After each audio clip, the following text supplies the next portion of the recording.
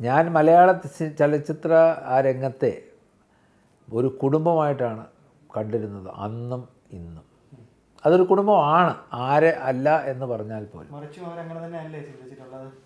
ആയിരിക്കണം. ഞാൻ അതിൽ കുറ്റം പറയുകയല്ല. പക്ഷേ ആ കുടുംബത്തിലെ ഒരു അംഗമാണ് ഞാൻ എന്ന് കൂടി എനിക്ക് തോന്നിയിരുന്നു.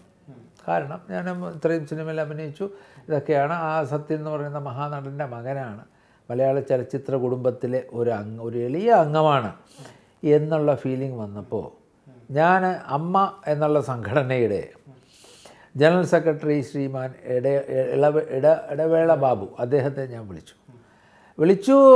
ഞാൻ ഗുഡ് മോർണിംഗ് സാർ, എൻ്റെ പേര് സതീഷ് സത്യൻ.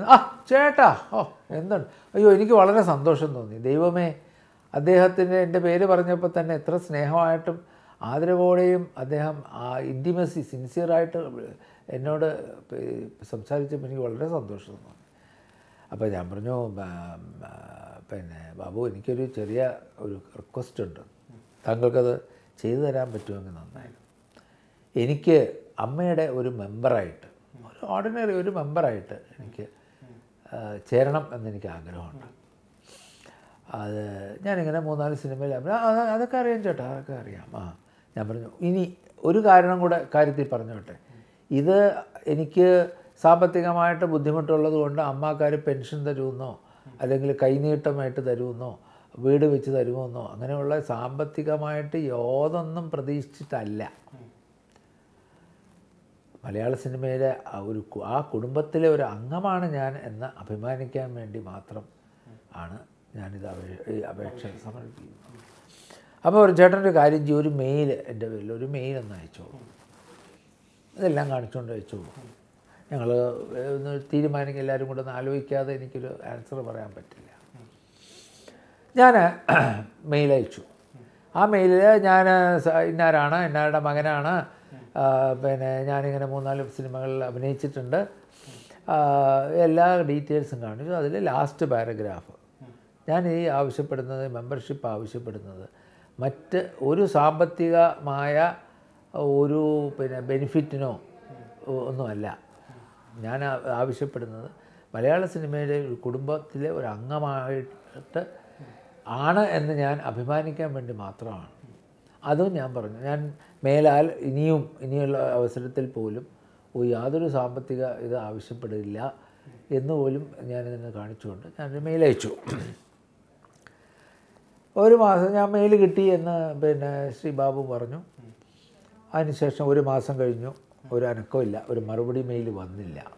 മറുപടി മെയിൽ ഇന്ന് വരെ വന്നിട്ടില്ല കേട്ടോ, ഉള്ള സത്യം പറയാമല്ലോ. അപ്പോൾ അവർ വീണ്ടും വിളിച്ചു, തിരക്കിരുന്നു. വീണ്ടും ബാബുവിനെ വിളിച്ചു. 1-2 ബാബു പറഞ്ഞു, ചേട്ടാ അത് അപ്പോൾ എനിക്ക് മനസ്സിലായത് സംഗതി കുഴപ്പത്തിലേക്ക് പോവുകയായിരുന്നു.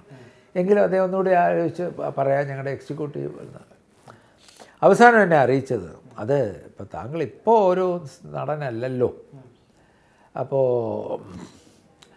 അങ്ങനെ പറഞ്ഞാൽ എനിക്കതിന് മറുപടി പറഞ്ഞോട്ടെ, ഇന്ന് നടനല്ലായിരുന്നു, നേരത്തെ നടന്മാരായ പലരും നടനം നിർത്തിയിട്ട് പോലും മലയാള സിനിമയിലെ ഈ അമ്മയുടെ മെമ്പേഴ്സ് ആയിട്ടുണ്ട്. എന്നെക്കൊണ്ട് ആളുകളെ പേര് പറയിക്കരുത്, അത് ശരിയല്ല. അപ്പോൾ അതല്ല കാര്യം. അപ്പോൾ അതുകൊണ്ട് വിനി ചേട്ടനെ ഇപ്പോൾ അങ്ങനെ ഒരു മെമ്പർഷിപ്പ് തന്നാൽ ഒരുപാട് പേര് അപ്ലൈ ചെയ്യും. അത് ഞങ്ങൾക്കൊരു ബുദ്ധിമുട്ടായിട്ട് അല്ല. അപ്പോൾ ഗോകുലൊന്ന് മനസ്സിലാക്കുക, ഞാൻ ഒരു സിനിമയിൽ ഒരു പശുവിനെ അയച്ചു കിട്ടുന്നൊരു രംഗമല്ല ഞാൻ ചെയ്തത്. അല്ല ഞാൻ ഹീറോ ആയിട്ട് ഇവരൊക്കെ സിനിമ കാണുന്നതിന് ഇവരൊക്കെ എന്ന് പറയാൻ പാടില്ല. എൻ്റെ ദൈവമേ, നമ്മുടെ മധുസാറൊക്കെ ഇരിക്കുന്നതിന് കാരണം അവരെ ക്ഷമിക്കണമേ. എന്നെക്കാളും സീരിയസ് ആയിട്ട് ഒരുപാട് പേരുണ്ട്, ഇല്ലയെന്ന് ഞാൻ പറയണില്ല. അപ്പോൾ അവരെയൊക്കെ വെച്ചിട്ട് പറയുകയല്ല.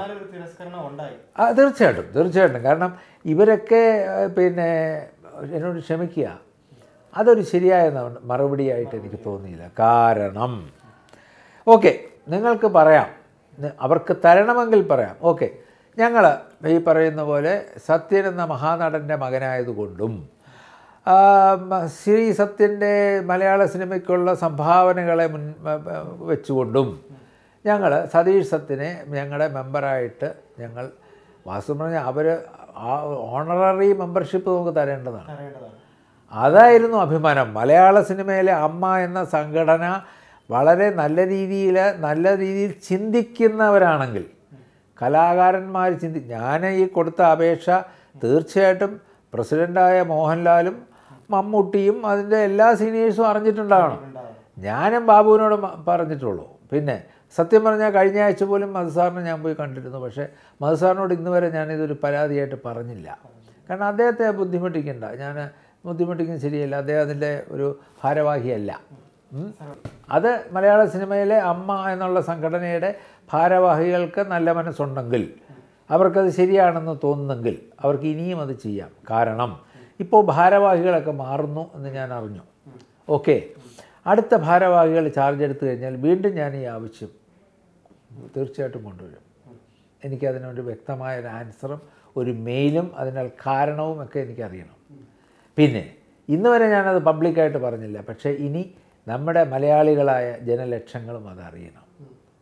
സത്യൻ എന്ന നടൻ്റെ മകന് മലയാള സിനിമയുടെ അമ്മ എന്ന സംഘടനയിലെ 4 സിനിമയിൽ അഭിനയിച്ചിട്ടുള്ള ഒരാൾക്ക് കൊടുക്കാൻ പാടുണ്ടോ പാടില്ലയോ ജനങ്ങൾ തീരുമാനിക്കട്ടെ. അവരുടെ അഭിപ്രായം വരട്ടെ മുമ്പോട്ട്. വേണ്ട, താൻ ഷെഡിലായി പോയില്ലേ, ഇനി എന്തിനാ എന്ന് ചോദിക്കുന്നവരും ഉണ്ടാവാം.